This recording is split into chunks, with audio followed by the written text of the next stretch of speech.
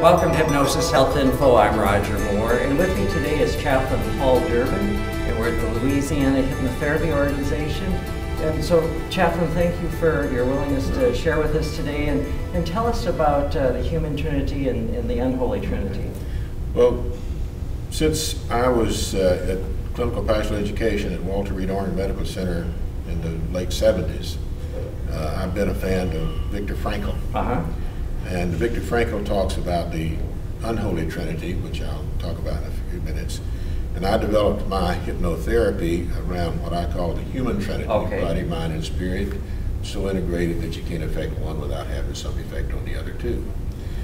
And of course, I'm a Christian minister, so I know a little something about the Holy Trinity. Okay, great. To me, I understand that we can live a very successful life on this earth by just being in touch with the physical and emotional stability of life. But I believe that in order to be the total person that we were intended to be, we have to also develop the spiritual. Sure, absolutely. And in my counseling, I don't try to make anyone into little Paul guys.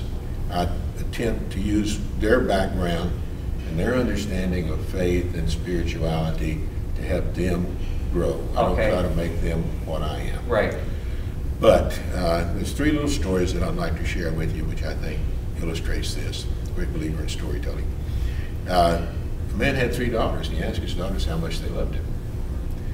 And the first daughter said, "Daddy, I love you more than all the gold and silver in the world." He hugged her and thanked her. Second child said, "I love you more than all the rubies, diamonds, emeralds, precious stones in the world," and he hugged her. Youngest daughter said, "Daddy, I love you more than salt." Well, he says to himself, she doesn't understand the value of things, but he hugged her and thanked her. But his wife saw what happened. So at the next meal, she did not put any salt into any of his food. And as he began to eat, he fully understood how much his younger daughter really loved him, because she was saying he was the flavor, the seasoning of her life. And to me, the spiritual is developing the flavor and seasoning of life. Oh, it's a wonderful story. Thank you. Yeah. And an airplane does not cease to be an airplane when it's sitting in a hangar. But it only becomes what an airplane's supposed to be when it's airborne. Sure. So that's another illustration of that point. The unholy Trinity, which Viktor talked about, is guilt, pain, and death.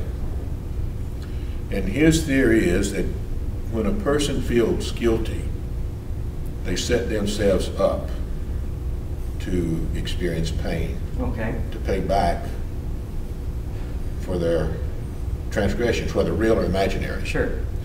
And I have found that that's true. I tell people I don't believe God punishes anybody. We punish ourselves. We find a way, and probably more severe than God does. Yeah, we do that.